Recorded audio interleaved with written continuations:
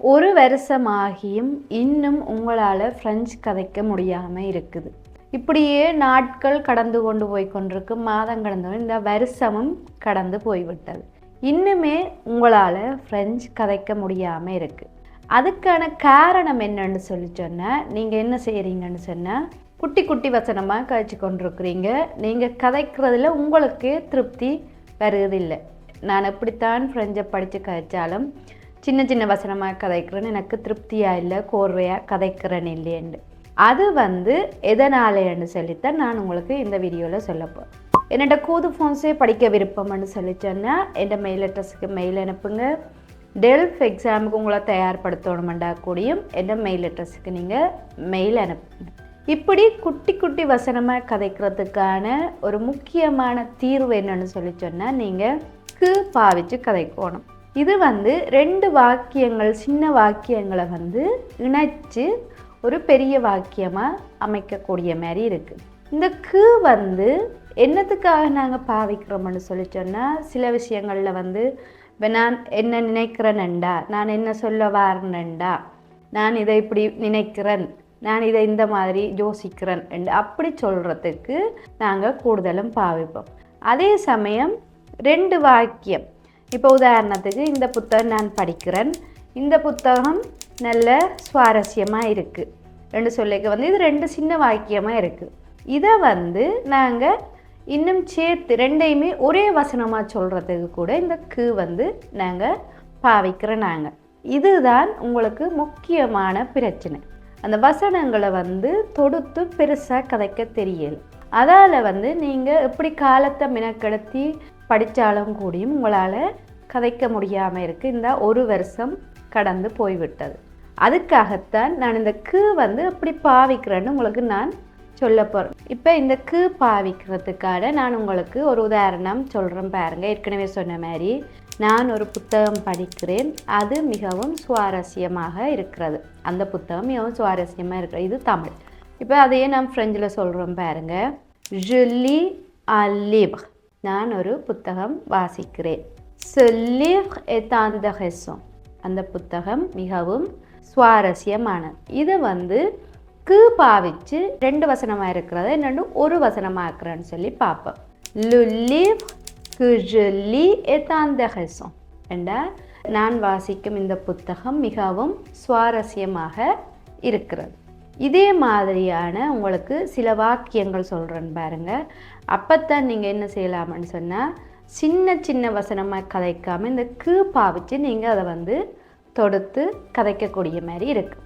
La boîte que tu veux ouvrir est lourde. நீ திறக்க விரும்பும் பெட்டி பாரமாக உள்ளது. Le film que nous avons regardé était émouvant. நாங்கள் பார்த்த திரைப்படம் உணர்ச்சி நிறைந்ததாக இருந்தது. La robe que j'achetais est trop grande. நான் வாங்கிய சட்டை மிகவும் பெரிதாக உள்ளது. Les fruits qu'elle mange sont frais. அவள் சாப்பிடும் பழங்கள் புதிதாக உள்ளன. L'histoire que tu racontes est drôle. நீ சொல்லும் கதை நகைச்சுவையாக உள்ளது. La chanson que j'écoute me détend. நான் கேட்கும் பாடல் எனக்கு ஓய்வளிக்கிறது. Les exercices que le professeur a donnés sont difficiles. ஆசிரியர் கொடுத்த பயிற்சிகள் கடினமாக உள்ளன. Le cadeau que j'ai reçu m'a fait plaisir. நான் பெற்ற பரிசு எனக்கு மகிழ்ச்சியை அளித்தது. La maison qu'ils ont construite est belle. அவர்கள் கட்டிய வீடு அழகாக உள்ளது. Les fleurs que tu as offertes sont magnifiques. நீ கொடுத்த பூக்கள் மிகவும் அழகாக உள்ளன. Le message que j'ai envoyé est clair. நான் அனுப்பிய செய்தி தெளிவாக உள்ளது. Le travail que nous faisons est important. நாம் செய்யும் வேலை முக்கியமானது. La voiture qu'il conduit est neuve. அவர் ஓட்டும் கார் புதிதாக உள்ளது. Les photos qu'elle a prises sont réussies. அவள் எடுத்த புகைப்படங்கள் சிறப்பாக வந்துள்ளன. Je crois que j'ai compris. நான் புரிந்து கொண்டேன் என்று நினைக்கிறேன். Tu sais que je plaisante. நான் நகைச்சுவையாக பேசுகிறேன் என்பதை நீ அறிந்திருக்கிறாய். Je pense que ça suffit.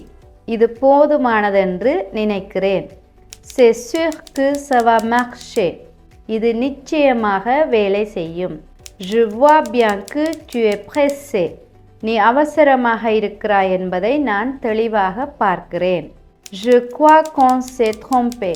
நாங்கள் தவறு செய்திருக்கிறோம் என்று நினைக்கிறேன். J'ai peur qu'il soit en retard. அவர் தாமதமாக வருவார் என்று எனக்கு பயமாக உள்ளது. Je sens que quelque chose ne va pas. ஏதோ சரியில்லை என்று எனக்கு தோன்றுகிறது. Je pense que j'ai oublié un truc. நான் ஏதோ ஒன்றை மறந்துவிட்டேன் என்று நினைக்கிறேன். Tu crois que ça vaut le coup? இது முயற்சி செய்ய தகுதியானதா என்று நீ நினைக்கிறாயா? இப்போ உங்களுக்கு 2 வசனத்தை எப்படி ஒரு வசனமாக்கி பாவிச்சு கதைக்கிறேன்னு சொல்லி உங்களுக்கு தெரிஞ்சிருக்கும். அதே சமயம் நான் நினைக்கிறேன், நீ நினைக்கிற, நான் என்ன சொல்ல வார்னண்டு அப்படியான வசனங்களும் பாவிச்சு எப்படி கதைக்கிறேன்னு சொல்லி உங்களுக்கு தெரிஞ்சிருக்கும். இந்த பாவிக்க நீங்கள் முக்கியமாக ஒரு விஷயத்தை கவனத்தில் கொள்ளணும். என்னென்னு சொல்லி சொன்னால், க்கு அடுத்ததாக எப்போவுமே லெப்கனோ சுழே தான் வரும். கட்டாயம் அதை நீங்கள் எப்போவுமே ஞாபகத்தில் வச்சுருக்கணும். வந்தால் அங்கால ஜு சு இல் நு இல்லை ஏதாவது சுழை போட்டு நீங்கள் அதை கதைக்கலாம். இது எப்போவுமே மறக்கக்கூடாது. இதே மாதிரி நான் ஏற்கனவே ஒரு வீடியோ போட்டிருக்கேன், பாவிக்கிறது எப்படின்னு சொல்லி. அந்த பாவிச்சு எப்படி நாங்கள் வசனங்களை தொடுத்து கதைக்கிறோன்னு சொல்லி அதுக்குமே நான் விளக்கமாக ஒரு வீடியோ போட்டிருக்கிறேன். ஆரம்பத்தில் எனக்கு ஃப்ரெஞ்சு புரியலை, இது தெரிஞ்சோன்னு எனக்கு ஃப்ரெஞ்சு புரிஞ்சுதுன்ற ஒரு தலைப்பில் நான் வீடியோ போட்டிருக்கிறேன். அதை ஃபஸ்ட் கமெண்டில் கொடுக்குறேன், நீங்கள் போய் பாருங்கள்.